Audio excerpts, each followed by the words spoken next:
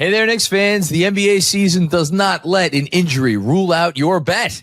Other sportsbook let injuries box you out, but Fanatics Sportsbook's fair play protects all bets from first half injury. So if your player goes out with an injury, Fanatics keeps your bet on the court. Make the switch and get more ways to win with Fanatics Sportsbook. Winning, it's different here.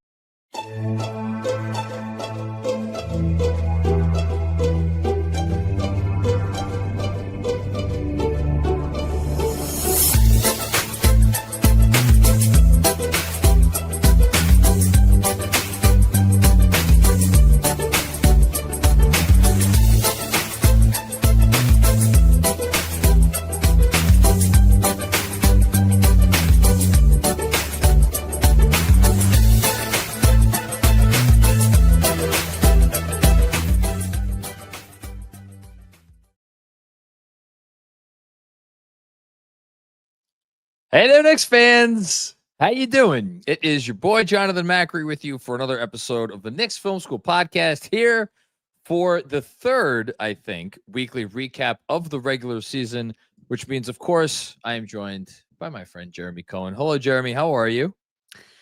It's a perfect week, John. So doing great. It was a perfect week. Undefeated week, one might say. Mm-hmm. Just throwing that out there. Yeah, undefeated. 2 games, won them both. That is undefeated. That is. Last I checked. I'm sorry. I can't help but gloat because I listen. If I win a week, I still feel like it's the gods have touched me, and so I'm going to enjoy it for as much as I can, which is basically the length of this episode until I have to put myself on the line again. But we'll get to that when we get to it. How are you? What's going on? What's new? Good. Had the pleasure of being at MSG yesterday, and that was a very one-sided game. It truly was, and I enjoyed that. I very much liked not stressing at any point, so that was pretty good. You didn't stress in the second quarter when the Nets started making some shots? I didn't like it. I didn't like the fact they scored 40 points in the second, but in comparison with the other 3 quarters, they held them pretty well. So, yes, I mean, similar to as Benji tweeted, it was like, hey, maybe stop Michael Porter Jr. I had the same exact thought. Not too many other capable scorers on that team, and they struggled to do that at first.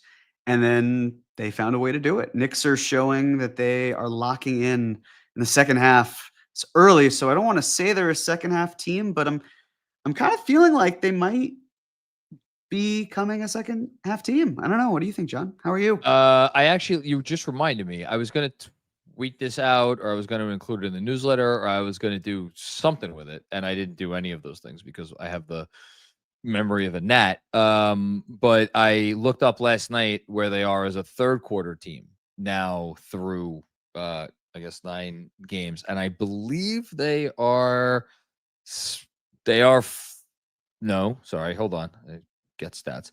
I think they're 6th.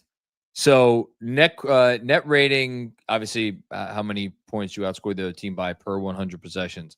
The Knicks are the 6th best third quarter net rating team in the league, at plus 14.3 points per 100 possessions. So, like, I don't know, of the many changes and the things that we are getting used to this season, does the third quarter of doom, we could officially bury that? It has to be somewhere in the top 5. Maybe that's a good list for us to do. That would be good. Yeah. And a lot of these fourth quarters have, I shouldn't say a lot of them, but some of them haven't really had to matter, which is nice. But you come out, change the energy, adjust accordingly, and issues are less present than they were before. And the Knicks just keep on shooting, and they keep on hitting shots. I mean, they were above 50% for the majority of the game last night from 3. And yet they're still 16th in effective field goal percentage, but we're going to get into the 3-point shooting in a minute. How many clutch games or games that feature clutch situations do you think the Knicks have been in so far? 2. So that's what I would have guessed off the top of my head. I feel like 3. The opening night against Cleveland. And I'm trying to think of another. Miami. They cut it to 5. Miami, they cut it to 5. Mm-hmm. So and that's the definition. It has to be within 5 points with under 3 minutes to go, right? I believe so. I think that's what it is. I know in Chicago they cut it to 2, but that was with like 6 minutes remaining. So, well, according to the NBA tracking data, they have played in 4 clutch games, which is more. I would have guessed 2 if you would have just asked me that question before looking it up, because it does not feel like we have had a game, and I don't think we have had a game that has like truly been a game in the final minute of action, maybe even like the final 90 seconds, which is like, it's just such a different feeling from last year and really from the last few years, because I feel like the Knicks formula for a while was basically like, it's going to come down to the end and they have the clutch player of the year and you don't, and they're going to trust their stuff. But it's been kind of nice, and I certainly have not been complaining that these games have not been coming down to the wire.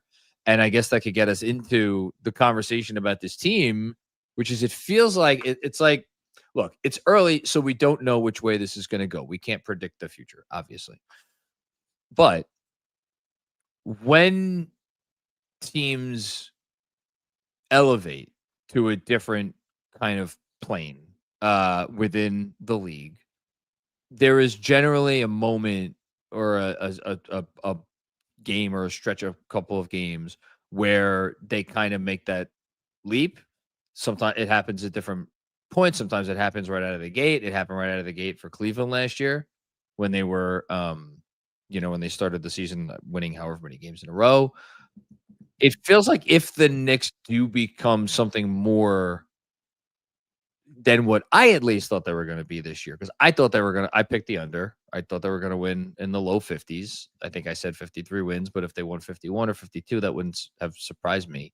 In any case, if they become something more than that, whether it be high 50s or something even more than that, it feels like we're going to look back on this stretch as the stretch where it's like, oh, that's when we saw the signs of what this team could really be. This is an easier schedule, being at home for 7 games.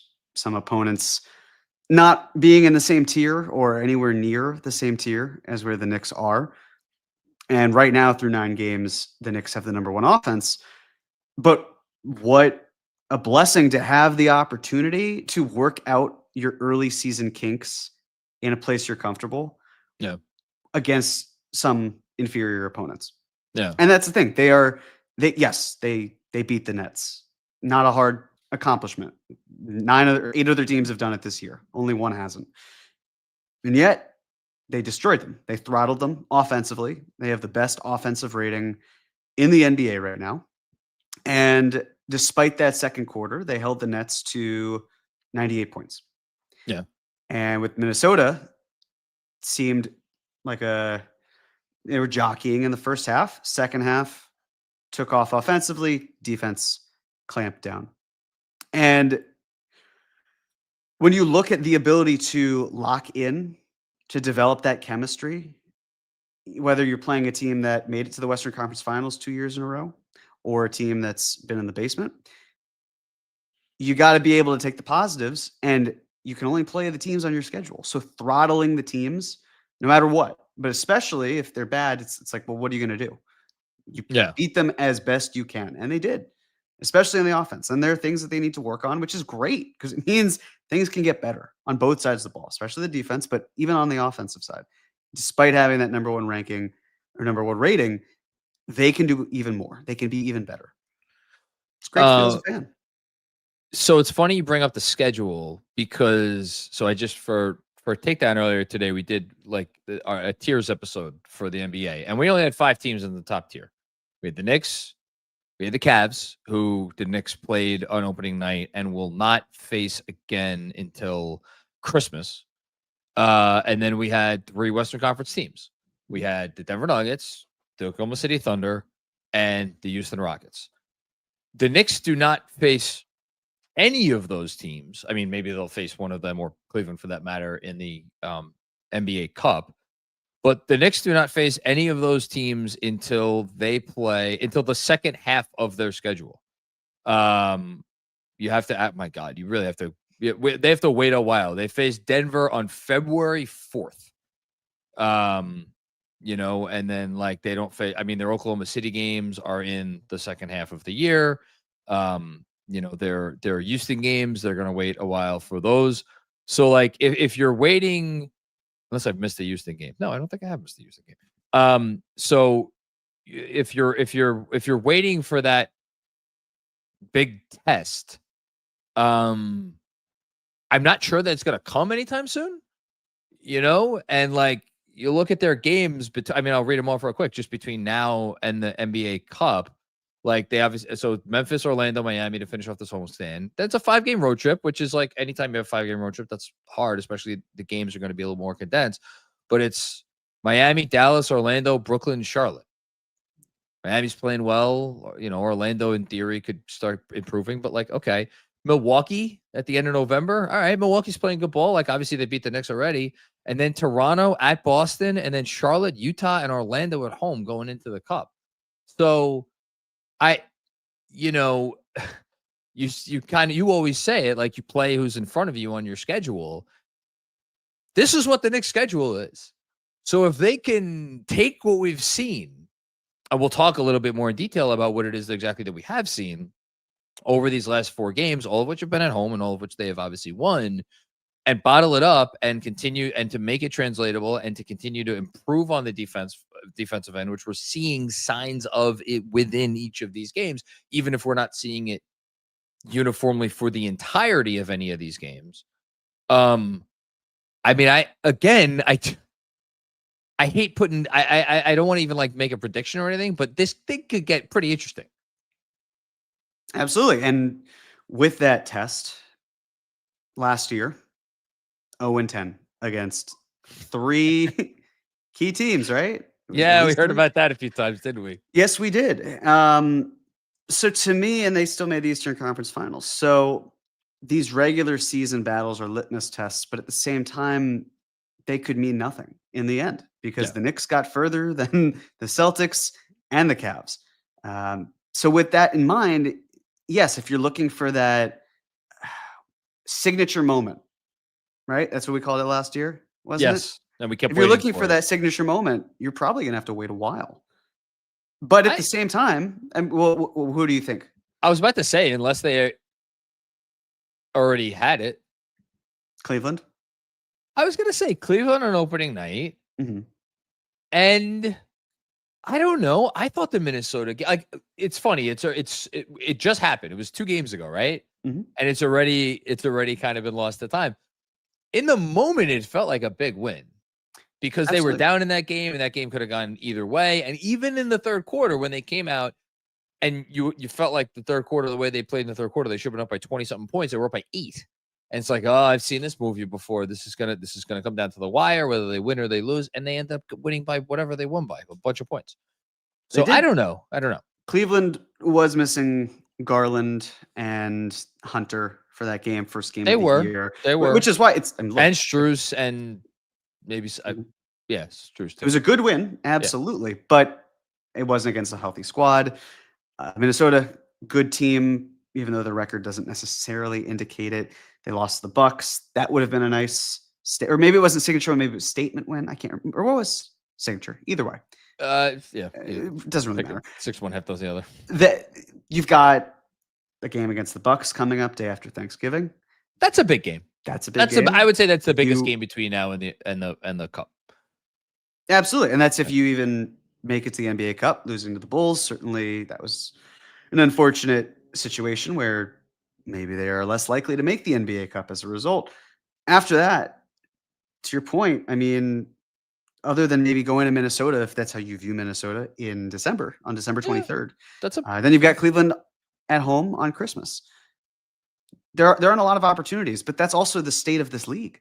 And that's another indication of how good the Knicks are, that there are so many teams. And we talked about this last year when we were discussing the 0-10 or the winless, whatever it was at that point. Yeah. Whereas like, if you're only going to look at the games that are the signature moments and the signature wins, then you're missing out on 70 some odd games, maybe 68 games. So as a result, they have to matter at some point. And a win is a win is a win.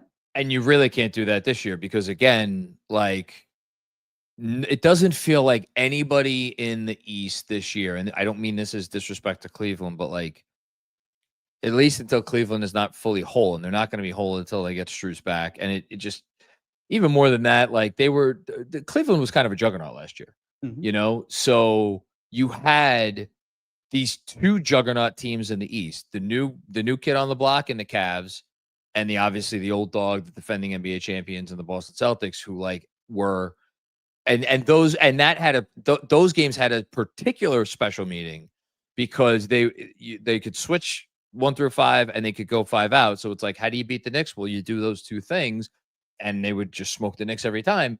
And so you had those two in the East, and then when you had the games against, it was OKC and I'm trying to think, it was really just OKC. There were so many of them, and the performances were so poor in some of the games, and we came out of them so disheartened. So now it's like, is nothing going to matter until they face, one of those West teams for the first time in January? No, that can't be the case. That can't be the season. And I don't, to be clear, I don't think anyone is making that argument. And I frankly don't think anyone will make that argument, especially since I know it seems like old news now, but the notion of that this team is still getting used to Mike Brown and getting used to the offense and getting used to the defense. And it's all of these adjustments that I do think are still happening. It's just that, to their credit, it doesn't look like adjustments when you go out there and you beat the Nets like they're a ragdoll. And it's the quality of shots you're taking. If that keeps improving as well, it might be difficult because, yes, to your point, you're obliterating your opponent. The next game, maybe it's a little bit closer. Does it feel like you're taking a step backwards? Probably not. If you're still winning as well. I mean, and that's the thing. How do you measure success? Well, the first way you should measure success is, did you put it in the win column? Yeah. Yes. Great. Okay. You did. All right. What else? I mean, they're even still, Mike Brown, rightfully so, still talking about ways they can improve. Yeah. Everyone on the team knows that they can improve. We know as fans that they can improve.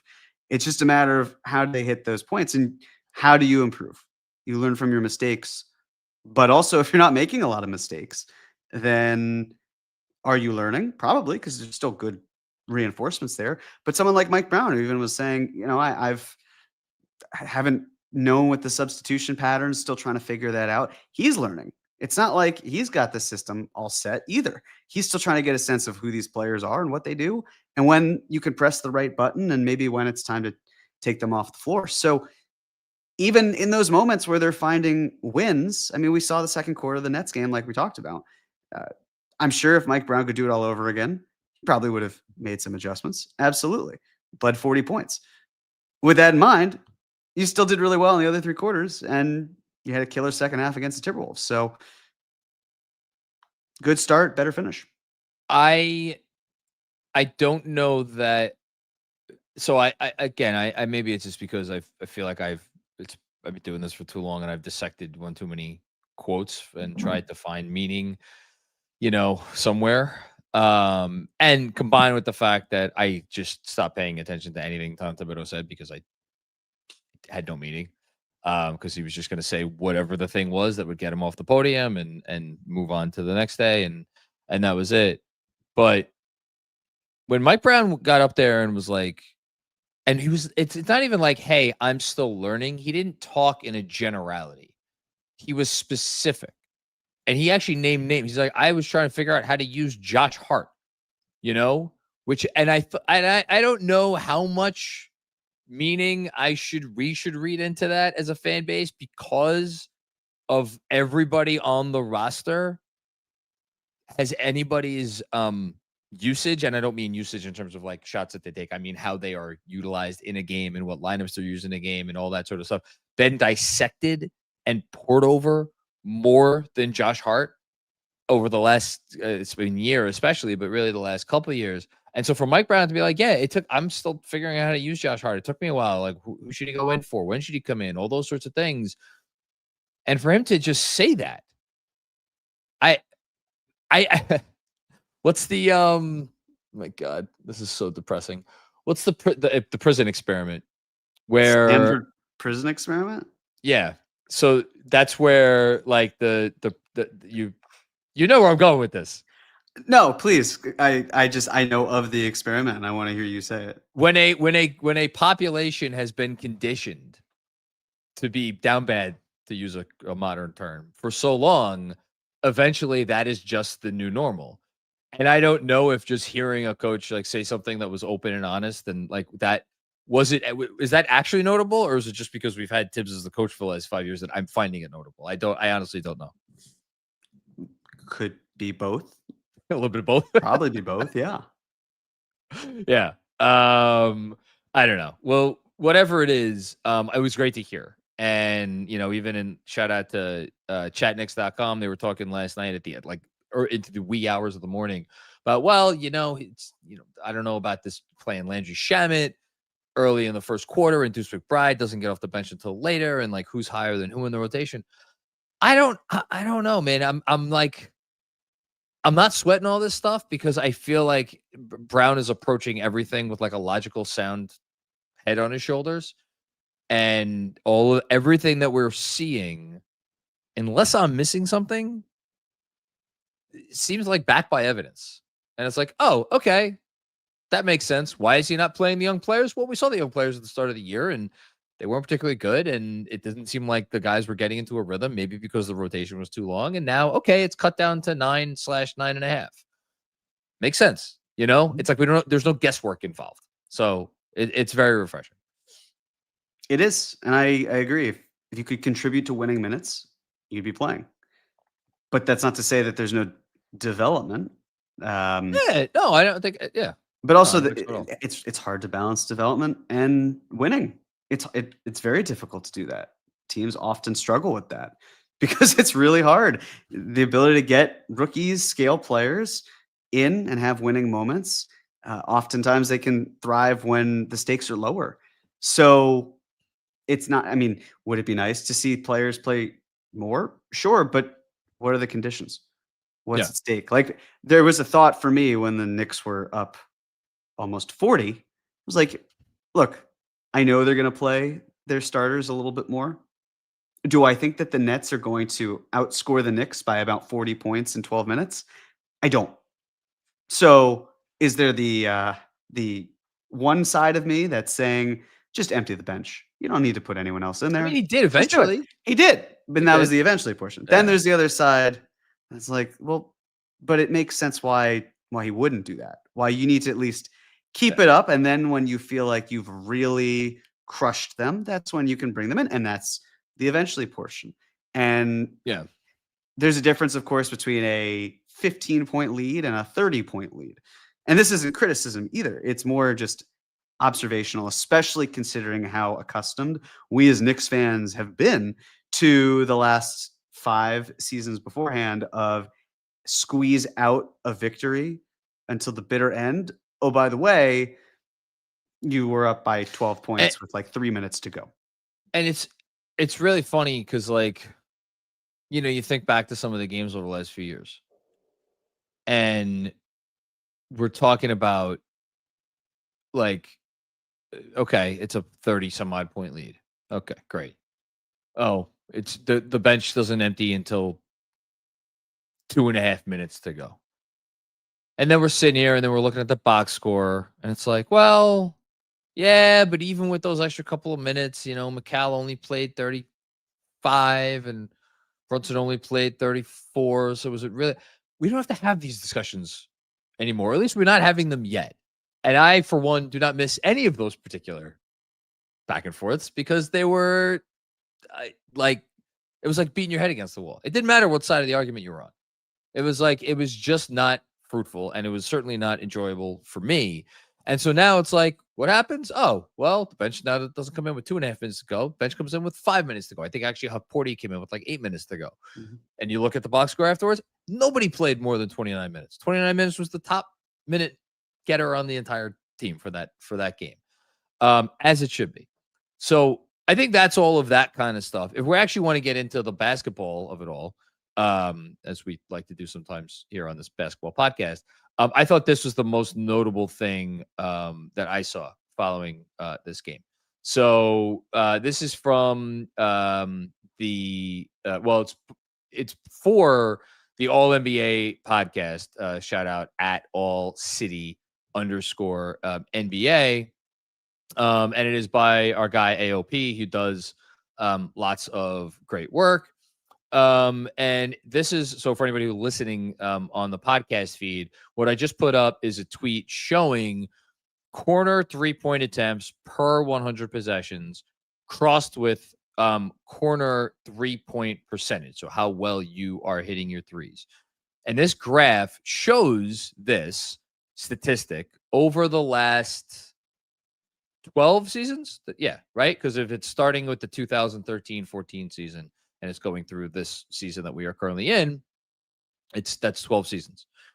And the 2025-26 New York Knicks currently are attempting more 3-point attempts per 100 possessions than any team that has been recorded in the last 12 years. Number one. And they're hitting them at a pretty high percentage. They're not first in terms of how much they're hitting them, but looking at just the graph, it looks like they're hitting them pretty close to the highest rate of any team over that stretch. And then you just look at cleaning the glass, and you see that again, cleaning the glass has them first. And just by a point of comparison, last year, the Suns led the league in percentage of corner threes as a percentage of their shot diet at 12.8%. The Knicks are currently at 14.4. And then you have the Spurs at 13.2, and everybody else is 11.3 or less.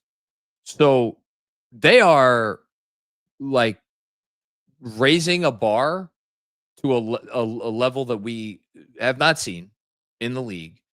And they are doing it on a shot, a type of shot that literally every offense is designed to get this shot. I mean, obviously every offense would love nothing but dunks, but if in lieu of that, they want corner threes. And here the Knicks are shooting more of them than anybody. And I think we're seeing the results of that. It's a great shot. You can see why the league is trending in that direction. But yes, for the Knicks, a big question that they asked themselves of their players is, can you pass to the corners or can you hit from the corners? And of course, they have players who don't pass from the corners, or pass to the corners, like Mitchell Robinson, for example. Not going to be a corner 3 assist maker. Josh Hart, not going to be a corner 3 marksman, although, from 3 at least, he certainly has picked it up a little bit there. But in general, there are certain players who it's not like you have to do that. But it's a really important factor. Either generate them or hit them. And you're seeing it. And that's where a lot of it comes down to scheme. And for a lot of these fans, I don't say that in a rude way. I just say that in a sense of, as someone who exists online, I already see tweets about this player and that player and replacements and all of that. We don't need to get there. We got some time. We're not even halfway through November. But until then, if you must consider, hey, who's generating the threes? Who's shooting the threes? Where are they, specifically in the corners? Because that's an important feature. That is a staple. And the ability to do the drive and kick to that spot and having OG Anunoby and Mikal Bridges, or not even them. Maybe it's Deuce McBride. Maybe it's literally any player who can excel from the corners. It's amazing. And that's why the Knicks have built an offense tailored to their best players and utilizing their best strengths. And they have found these players because this is the vision that they have wanted. And that's beautiful. It's the vision that they've wanted. And when there's a give, there's also got to be a take. So if they are giving us more corner threes, they got to be taking those shots from somewhere. And where they're taking them from, again, in the spirit of this is what you want your shot diet to look like in the NBA in 2025-26, they're taking them from the mid-range. So again, the last 4 seasons, the Knicks have ranked 21st, 17th, 16th, and 16th in percentage of shots taken from the mid-range. Now, I will say that over the course of some of those seasons, they have really done a pretty good job of doing away with long twos. Not so much last year. Last year, they were actually 12th in the league and 12th most in terms of percentage of long twos for their shot diet. And they dipped in short mid-rangers. In any case, this season, there are only 2 teams taking fewer mid-range shots than the Knicks in terms of as a percentage of their shot diet. So most shots in terms of the shots you want to take, third least shots in terms of the shots that you want to avoid. Now, does that mean everything's perfect? No, it doesn't mean everything's perfect. They're still not really getting to the rim. They're middle of the pack at the rim. So you would obviously like that to improve if, all things being equal. They are, really not hitting shots close to the, like if you look at their rim accuracy and then their short mid-range accuracy, they're actually like close to the bottom of the league.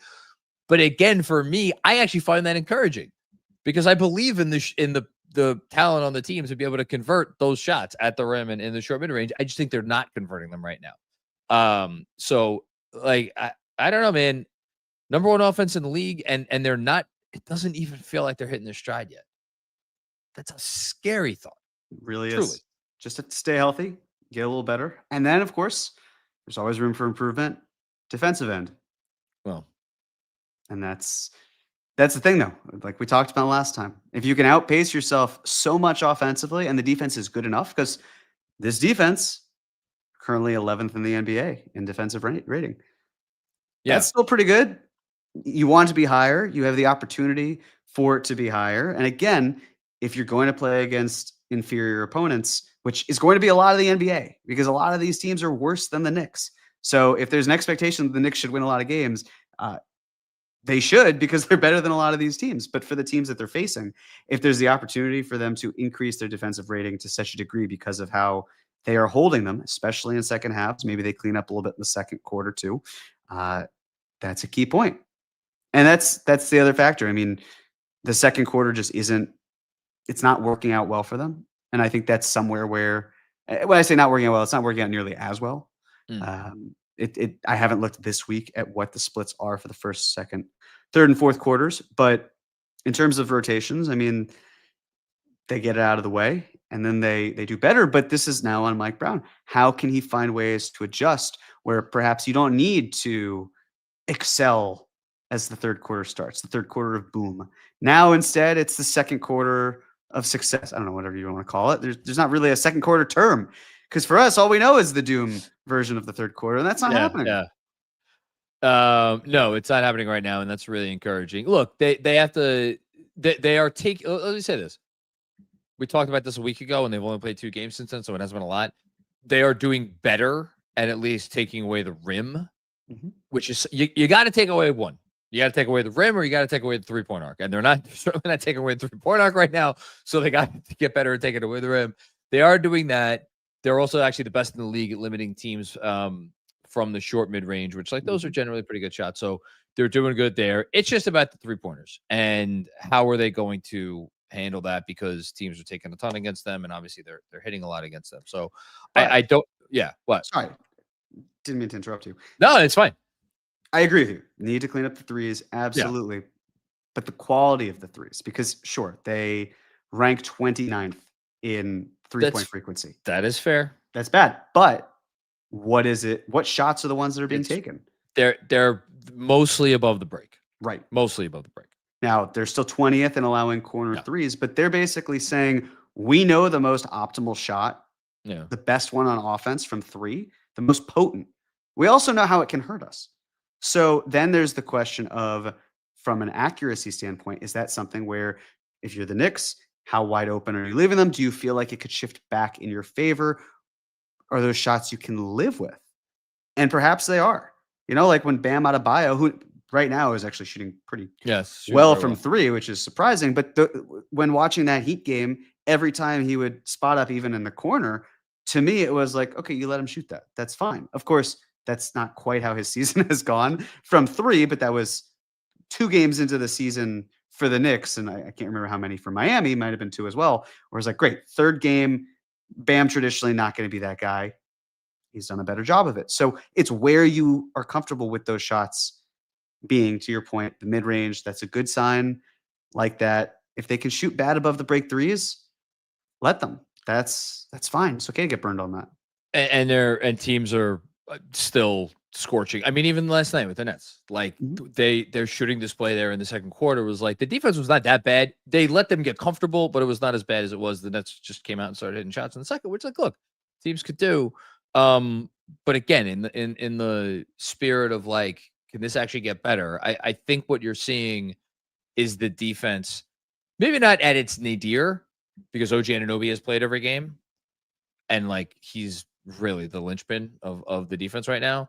And he's probably not going to play all 82, but like, Mitch hasn't played that much. So, and they're obviously still getting used to stuff. So yeah, we'll see. Okay. Anything else before we go to game ball? I'm trying to think if there's any like big picture stuff that we should have covered. I mean, it's just like, they only played 2 games. The 2 games went really well. Everything's hunky dory. Like, is there anything right now that is like nagging at you or like pulling at your, like that loose string on your shirt or something? Or is it just because I got to tell you, man, there's not much for me right now. Well, on the court, there's really not. Fine. Off the court. What about off the court? No, but I mean, off the court, I don't even know what it would be. They had 2 successful games in the span of a week since we last spoke, 6 days. Yeah. Right. Yeah. It doesn't seem like there's anything.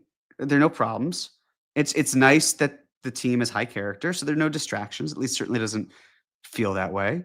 It's nice to not have your star point guard perhaps butting heads with your head coach, like we see in this upcoming opponent with Memphis. Things are good. Even if I talked about something that was like, well, it's something that's said on social media, what does it matter to that extent? And there isn't anything truly. The only thing was like the trade factor, which is like people are going to do what people want. And I Are you get talking it. about Believe me. Yabusele? What's that? Are you talking about Yabusele? We can.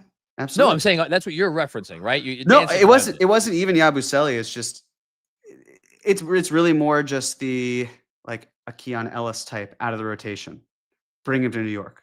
Oh, I didn't like even that's see what, and I don't even mean it like just he's Okay. the first person to keep in mind. I mean, for the other players, it doesn't really matter to me right now because we're not even 10 games in.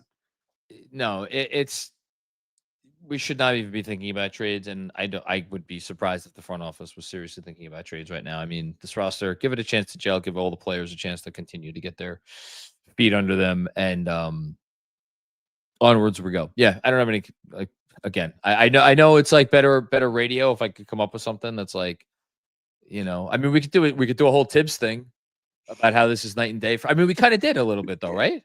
Yeah, but I mean, agree. Would it be better for us? From a conflict perspective, of course. Absolutely. But like what conflict is there in a week where the Knicks didn't lose a game? Basically, and mostly everyone did well. And even the players, we have a rule. We don't do detention. I know, and we're not good weeks. We're not going to. We're not going to put Tom Thibodeau in detention this week or any other week because he's not employed by the team anymore. No, I guess I mean from the perspective of like, was it like really, really bad? Was this always there, hiding in plain sight, and all like a competent head coach needed to come along and be like, hey, just do this, and all you could have everything. This could all be yours. I'm thinking of the guy from the Wonder Woman sequel, the Pedro Pascal character in the Wonder Woman sequel, Wonder Woman 84, which I actually kind of enjoyed that movie, though it was not good. And it was as easy as this. And it does. Here's the thing. It does look easy right now. So if you are someone who's looking at this and be like, shit, man, like, what were you doing, Tibbs? I can't sit here and call bullshit. How could anybody? The starting 5 from last year exceeding expectations this year. Shooting more threes. DJ had a great tweet about it. Taking fewer mid-range shots. Like, it just goes to show actually that could be a winning 5-man rotation or lineup. Yeah, exactly. It's just it needed some tinkering, and that's great. But if you're asking, are there any harbingers or harbingers? Harbingers. Thank you. That are there or like kernels that we should have picked up on, breadcrumbs, anything. Nothing that really stands out unless you look at the defensive side. And for me, a lot of it is still teams gelling. They haven't benefited from having their rim protector play every single game, but in the games that he has played, he's been outstanding. So I just there aren't any scabs that I feel like are even there to be picked at. But give it time, because again, it's been 9 games. We've seen 6 of them be very good, and 3 of them have not been as good. Yeah, and even the ones that weren't as good had stuff to like. The shots they got against Miami were good. They played a good half of basketball against the Bulls. They played a good half of basketball against the Bucks. Now they're putting it together. And that's really what it comes down to. Okay, let's give out some game balls given to one player, coach, or entity that deserves special recognition for their accomplishments over the last week. This is going to be tough because pretty much everyone has played well. So this is really a beauty in the eye of the beholder thing. I go first. This is so funny. Do you know how many rotation Knicks have shot under 50% from the field this week? Take a guess. And then this, when I say this week, I mean in the 2 games that they've played. I will say 2. You are correct. Oh, nice. If you want to guess who they are, I'd be shocked if you got this right. Truly shocked. Is one of them Deuce? One of them. Well, that was good call, which he had a real struggle against the Nets. He didn't hit any shots against the Nets. It was unfortunate. Let's see if you get the other one, man. Well, I'm kind of. Is the other one Jalen? Yeah, I kind of. Okay. That was really good. That was well done. Thank you. 44% for JB, 43% from the field for Deuce, and yet you look which player has the best plus minus amongst all of the rotation players over these 2 games. It's Jalen Brunson, which is he's not going to get my game ball, but it's just like, again, if you're looking for like positive signs, I think somebody mentioned it to me. I did like a statistical thing, a wrap up or statistical, check-in on the team for the Knicks Film School newsletter after 8 games. And I didn't mention Jalen Brunson once. And somebody wrote in a comment, they're like, that's insane that you did a whole thing on the Knicks after 8 games. You didn't even mention Jalen Brunson. I'm like, what am I going to say about him? He's going out there. He's playing really well. They don't, he is instrumental to what they do in a way, but not in the way that we have become used to him being instrumental, which is refreshing. Okay. I'm filibustering because I really just don't know what I'm going to do. I am going to give my game ball to OG Anunoby. He was my 3-star player for both of the games that they won this week, against the Nets and against the Timberwolves. He is, over these 2 games, 16 for 28 from the field for 57%, 7 for 11 from deep. He has gotten 16 rebounds, including nine times on the offensive glass, 3 steals, a block this week. He's a plus 46, which is pretty good over the course of 2 games. I've like dabbled in it over the last couple post games, but I'm not ready to have the full on OG Anunoby All-Star campaign, mostly because it is going to be such an uphill battle with these new stupid rules with the international versus the domestic players, because there's frankly a lot more competition for the 8 international spots than there are for the 16 domestic spots. And that is how my understanding is how this is going to work now. Maybe it won't. Maybe I'm an idiot. But yeah, OG Anunoby's been really good. He has. Yeah, he was just born in the UK. Didn't he? I believe he was raised in America. But that's all it takes. Think does he get to like reclassify for all-star purposes? Well, it's confusing in the sense of nationality wise. Like, well, no, I mean, like Joel Embiid, not born in the United States, played for Team USA at the Olympics. So that they're different, trying to pour rules. Himself out to the highest bidder. That was disgusting. Well, that's the Joel Embiid hate. I can't hate you for that. That's totally valid. Yeah, OG has been the demon that he is.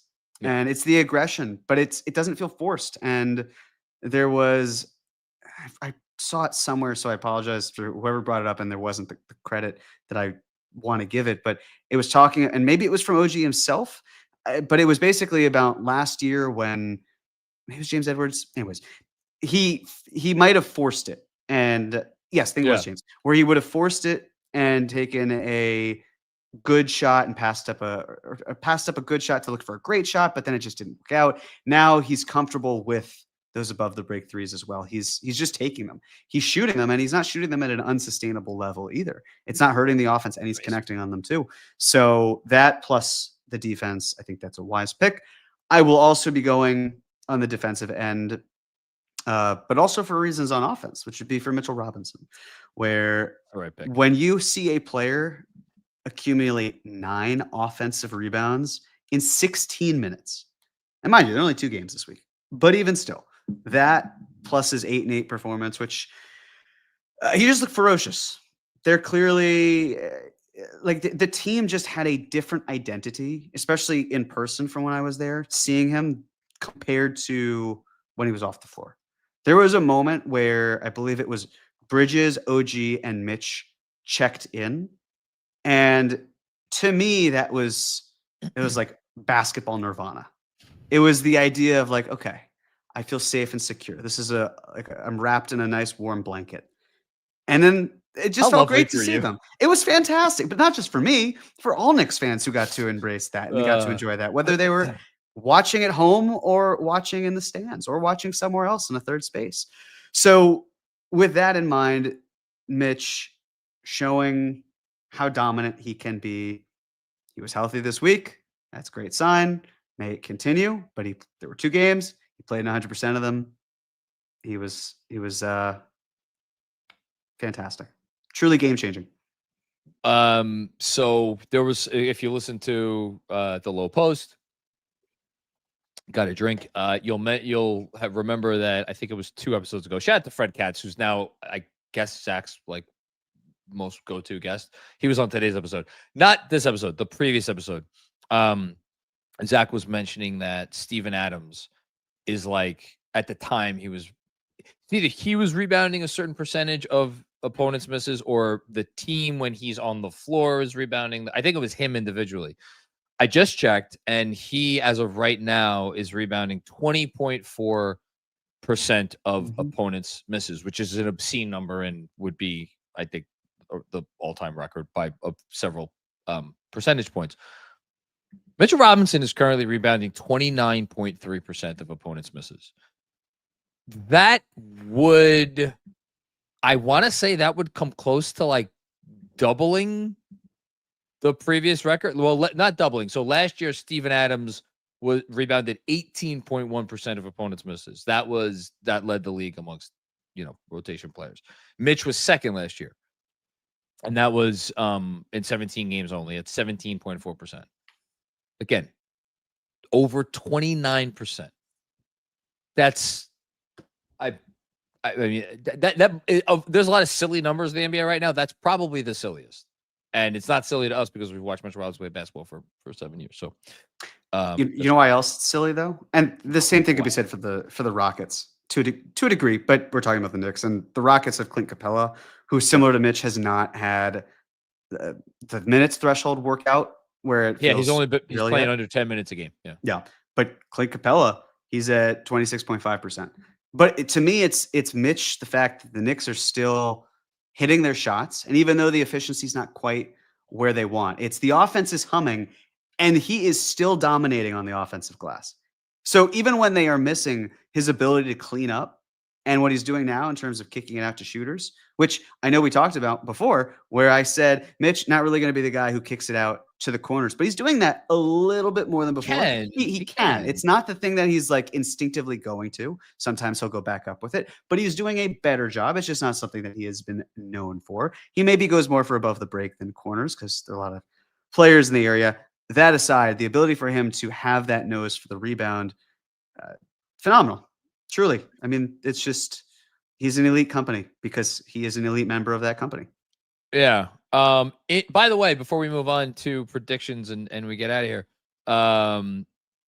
any thought to the fact, because it was announced an hour and a half ago, Mitch, they're listing him as questionable for the Memphis game.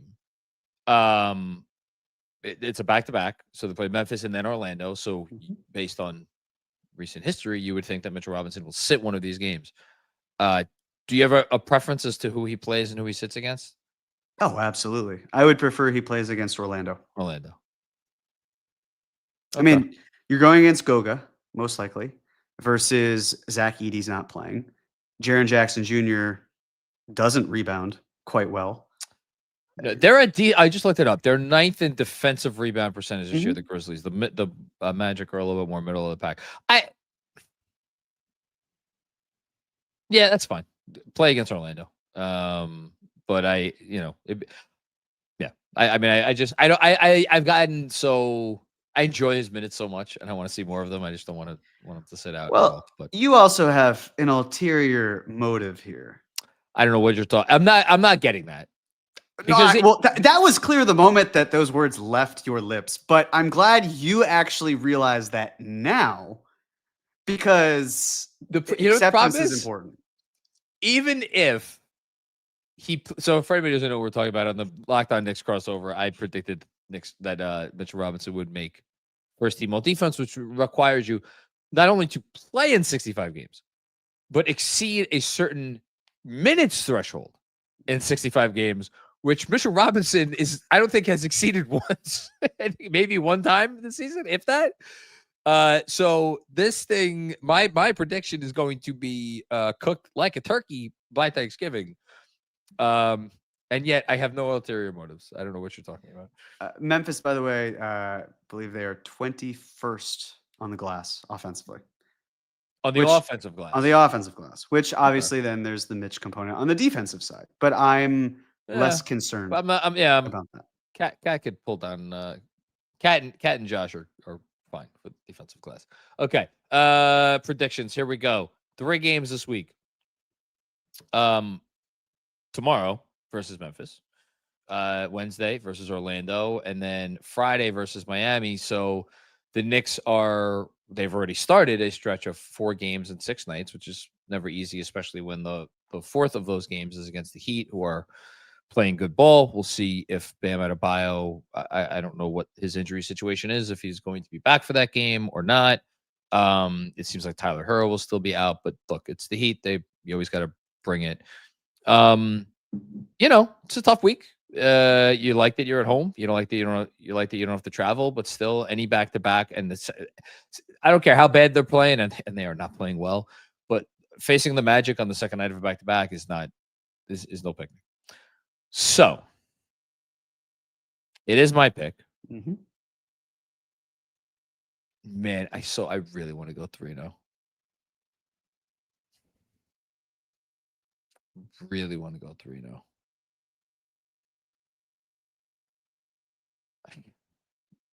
I can't do it. I'll go 2-1. Okay. Why didn't you go 3-0? The back-to-back. The back-to-back and Miami being the 4th game in 6 nights. I don't know if Bam's going to play or not. Mm-hmm. I think Miami is. I don't know. We owe them one. It's the back-to-back. That's all. It's the back-to-back. It's the back-to-back against the freaking Magic, who are just a kind of a pain in the ass, even though they're not doing a lot of the things that people expected them to do before this year. Is Tyler Herro coming back? Is that the game that he started? No, he will not. Okay. I do not believe he will be back for Friday. I think the anticipation is that he may be back for the following game, a Monday game, which is also against the Heat. That is in Miami. Got it. Okay. Well, the Knicks have won 4 games in a row. If they win in Memphis, or if they win at home against, if they win against Memphis, that would be 5. Getting to Orlando, that'd be 6. 5, 6, 6, 7. I'll go. I think they can do it. I think they go 6, 7. So I'm gonna go with 3-0. Did you know it? What was your level of confidence that I would understand the reference? Moderately high. Even outside. Why? It's permeated our culture. Truly. So very quick. Parent corner, which only I get to engage in because I'm the one of us that's a parent. My daughter's friend came over for a sleepover over the weekend, and then as we're leaving to pick her up, they had still their pumpkins out from Halloween, and on one of the pumpkins was painted. It's 6, 7, right? Okay, that's what was painted on the pumpkin, and then my daughter is like said something about 6'7", and I'm like, what is that? Because of course, me being a parent immediately thinks that it has something to do with sex, and apparently it does not have to do with that, which is very refreshing.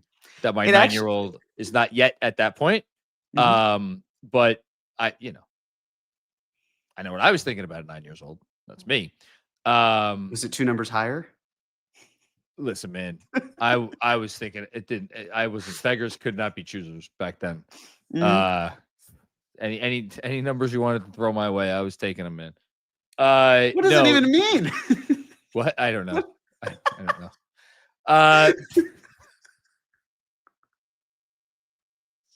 Life has no meaning. I know. So, but she was like, no, it has to do with Roblox or a video game or some nonsense. I don't know. My understanding is also comes from LaMelo Ball being 6'7", and so I just can't get over any numbers. It's great. No, I appreciate it. Yeah, so this relates to LaMelo Ball? I believe so. He is the genesis of this? I believe part of the genesis is my understanding of that. I'm old enough to know the reference pretty well, but I guess I'm young enough to know the reference pretty well, but old enough to not know the core lore of it. But that's my understanding. There's a Wikipedia entry for this? It's in the lexicon. Is an internet meme and slang term that emerged in 2025 on TikTok and Instagram Reels. It has no fixed meaning. Well, the phrase originated from the song Doot Doot, parentheses, 6'7", sure, close parentheses, by Skrilla, which became popular in video edits featuring professional basketball players, especially LaMelo Ball, who is 6'7". Man, I'm so done. The more you know. The less I really would like to know less. Well, that was fun. Jeremy, thanks for going down this road with me. We're a school. We're educating, That's Knicks Film School, folks. Yep. We're here for you in any way you want. Thank you for joining us for another episode of the Knicks Film School Podcast Weekly Recap, presented by our friends at FANATICS Sportsbook, by the way. Jeremy, anything before we get out of here? I think we've said enough. Really? I'm good. I know. Shout out. Yes. What? You go first. No, you take it. I know exactly where you're going. You go for it. I was going to go 2 ways. One, I should have the freaking graphic, but of course I don't. There's a watch party on Friday night. Come join us at Slattery's Midtown Pub. It is on 36th Street, I think, between 5th and 6th Avenues in Manhattan. Things are getting kicked off, about a half an hour before game time. There's going to be giveaways. I think there is rumors of like a special guest or something coming through. We're going to be releasing more details on that. I don't know if regarding a text message we had earlier this week, if we have any announcement yet for that. Do you want to announce it? Yeah, we will have some tickets for giveaways for a Knicks game. It will be at Barclays, but a very generous patron donation for the game, and we'll be giving them away. Yeah, so come have a chance to win some really good Knicks tickets. And again, other giveaways, other guests. So again, that is this Friday for the Heat game, which I hope is the night that Jeremy takes back the crown for weekly predictions, and he goes 3-0, which will meant the Knicks are now that's to go 9-0 at home, 10-0, whatever, undefeated at home, which would be great. So yeah, join us for that. And then one other thing, shout out to anybody who has already joined us for a watch along this year, or watch alongs at any point over the last few years. This Wednesday, for the Magic game, there's going to be a very special watch along / playback in which we are going to be joined by a very special guest. It is kind of like playback is doing like a whole thing nationwide for like, all the NBA games and everything. So if you live in a place where you can watch the Knicks game on playback, we have our own playback room. You literally Google playback Knicks Film School.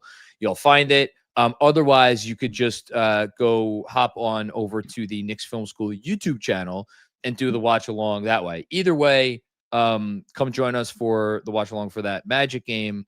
And I think now that is it.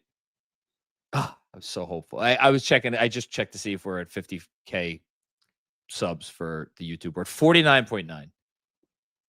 Folks, if you're listening to this and you haven't subscribed to the YouTube channel, do it. What do you got to lose? All right, now we're done.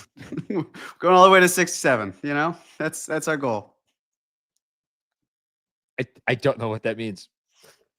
Nor should I. All right, everybody. Yeah, thanks for coming and hanging out. We will. We have a super chat. Kevin Danishevsky, is McCall or OG more likely to be an all-star? Quick response. Jeremy, go. OG. Oh, wait. Oh, well, if we're going by, I'm saying McCall because of the American. That's what I'm saying. Yeah, thing. if we're dividing behind international lines. Yeah. Yeah, I guess it would be McCall. Goddamn rules. Okay, that's it. Thanks, Kev. Thanks, everybody. We'll talk to you soon. Peace out. Must be 21 or over? Gambling problem? Call 1-800-GAMBLER. Connecticut, call 888-789-7777. Massachusetts, call 800-327-5050. New York, call 877-8-HOPE-NY. Maryland, visit mdgamblinghelp.org. Not available in all states. Terms apply. See Fanatics Sportsbook app.